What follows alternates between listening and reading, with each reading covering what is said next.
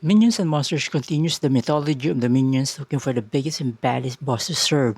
If I had a contact in film theory, I'd propose that they're secret heroes pretending to serve a villain, then secretly conspiring to take him out when the time is right. Our main minions are James, the creative mind who wants to make films and win an Oscar.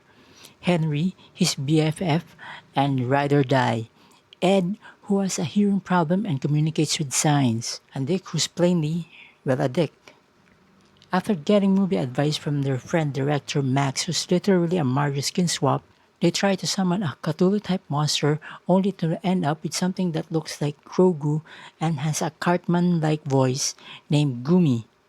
There's also a side story regarding an alien robot named Dart who wants to take over the world.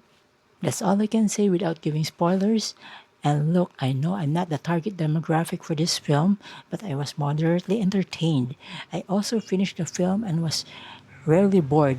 Having said that, if you have kids or a younger relative, take them to this one. They might find it a rooting tooting good time. If you want something more mature oriented, watch Toy Story 5 instead. That's my take on Minions, and that's it for me. Just pull out.